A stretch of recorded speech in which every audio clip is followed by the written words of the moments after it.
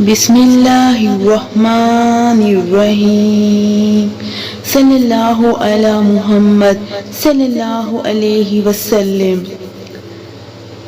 ایک شاعر کا ایمان لے کر آنا۔ طفیل بن عمرو دوسی ایک اونچے درجے کے شاعر تھے۔ یہ ایک مرتبہ مکہ آئے۔ ان کی آمد کی خبر سن کر قریش ان کے گرد جمع ہو گئے۔ انہوں نے طفیل بن عمرو دوسی سے کہا، آپ ہمارے درمیان ایسے وقت میں آئے ہیں کہ جب کہ ہمارے درمیان اس شخص نے اپنا معاملہ بہت پیچیدہ بنا دیا ہے۔ اس نے ہمارا شیرازہ بکھیر کے رکھ دیا ہے، ہم میں پھوٹ ڈال دی ہے، اس کی باتوں میں جادو جیسا اثر ہے۔ اس نے دو سگے بھائیوں میں پھوٹ ڈال دی ہے۔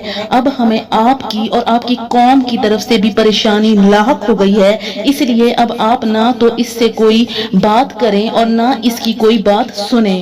انہوں نے ان پر اتنا دباؤ ڈالا کہ وہ یہ کہنے پر مجبور ہو گئے، نہ میں محمد صلی اللہ علیہ وسلم کی کوئی بات سنوں گا اور نہ ان سے کوئی بات کروں گا۔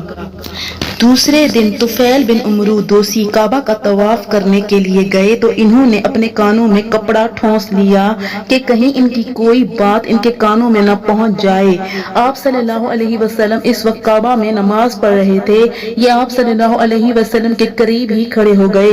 اللہ کو یہ منظور تھا کہ آپ صلی اللہ علیہ وسلم کا کچھ کلام ان کے کانوں میں پڑ جائے، چنانچہ انہوں نے ایک نہایت پاکیزہ اور خوبصورت کلام سنا اور اپنے دل میں کہنے لگے، میں اچھے اور برے میں تمیز کر سکتا ہوں، اس لیے ان صاحب کی بات سن لینے میں حرج ہی کیا ہے۔ اگر یہ اچھی بات کہتے ہیں تو میں قبول کر لوں گا اور بری بات ہوئی تو چھوڑ دوں گا۔ کچھ دیر بعد آپ صلی اللہ علیہ وسلم نماز سے فارغ ہو کر اپنے گھر کی طرف لوٹ رہے تھے کہ انہوں نے کہا، اے محمد صلی اللہ علیہ وسلم، آپ کی قوم نے مجھ سے ایسا ایسا کہا ہے، اسی لیے میں آپ کی باتوں سے بچنے کے لیے کانوں میں کپڑا ٹھونس لیا تھا، مگر آپ اپنی بات میرے سامنے پیش کریں۔ یہ سن کر آپ صلی اللہ علیہ وسلم نے ان پر اسلام پیش کیا اور ان کے سامنے قرآن کریم کی تلاوت فرمائی۔ قرآن سن کر طفیل بن عمرو دوسی بولے اٹھے، اللہ کی قسم میں نے اس سے اچھا کلام کبھی نہیں سنا۔ اس کے بعد انہوں نے کلمہ پڑھا اور مسلمان ہو گئے۔ پھر انہوں نے عرض کیا، اے اللہ کے نبی صلی اللہ علیہ وسلم، میں اپنی قوم میں اونچی حیثیت کا مالک ہوں، وہ سب میری بات سنتے ہیں، مانتے ہیں، میں واپس جا کر اپنی قوم کو اسلام کی دعوت دوں گا۔ اس پر آپ صلی اللہ علیہ وسلم نے ان کے لیے دعا فرمائی۔ پھر وہ واپس روانہ ہو گئے، اپنی بستی کے قریب پہنچے، وہاں انہیں پانی کے پاس قافلے کھڑے نظر آئے۔ عین اس وقت ان کی دونوں آنکھوں کے درمیان چراغ کی مانند ایک نور پیدا ہو گیا اور ایسا آپ صلی اللہ علیہ وسلم کی دعا کی وجہ سے ہوا تھا۔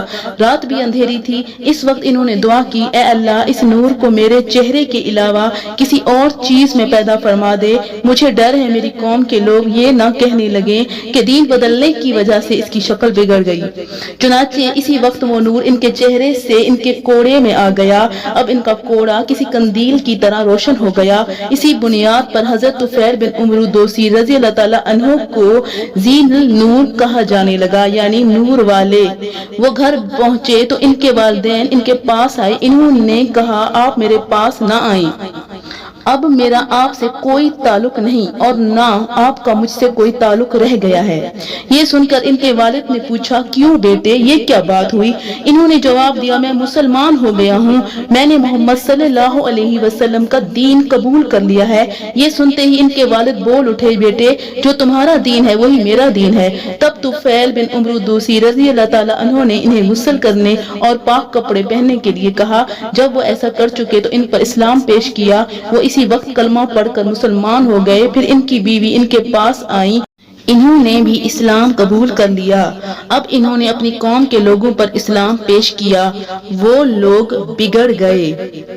ان کا یہ حال دیکھ کر حضرت طفیل بن عمرو رضی اللہ تعالیٰ عنہ پھر حضور نبی کریم صلی اللہ علیہ وسلم کے پاس گئے اور آپ سے عرض کیا، اے اللہ کے رسول، قوم دوست مجھ پر غالب آ گئی، اس لیے آپ ان کے لیے دعا فرمائیے۔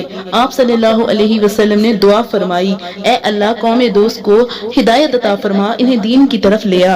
حضرت طفیل بن عمرو دوسی رضی اللہ تعالیٰ عنہ پھر اپنے لوگوں میں گئے، انہوں نے پھر دین اسلام کی تبلیغ شروع کی، وہ مسلسل انہیں تبلیغ کرتے رہے یہاں تک کہ حضور نبی کریم صلی اللہ علیہ وسلم مکہ سے ہجرت کر کے مدینہ تشریف لے گئے، آخر وہ لوگ ایمان لے آئے۔ حضرت طفیل بن عمرو رضی اللہ تعالیٰ عنہ انہیں ساتھ لے کر مدینہ آئے۔ اس وقت تک غزوہ بدر، غزوہ احد، غزوہ خندق ہو چکے تھے اور نبی کریم صلی اللہ علیہ وسلم خیبر کے مقام پر موجود تھے۔ حضرت طفیل بن عمرو دوسی کے ساتھ 70-80 گھرانے کے لوگ تھے، ان میں حضرت ابو ہریرہ رضی اللہ تعالیٰ عنہ بھی تھے، چنانچہ یہ لوگ وہاں غزوہ خیبر کے وقت پہنچے تھے، اسی لیے نبی کریم صلی اللہ علیہ وسلم نے تمام مسلمانوں کے ساتھ ان کا بھی حصہ نکالا، اگرچہ وہ جنگ میں شریک نہیں ہوئے تھے۔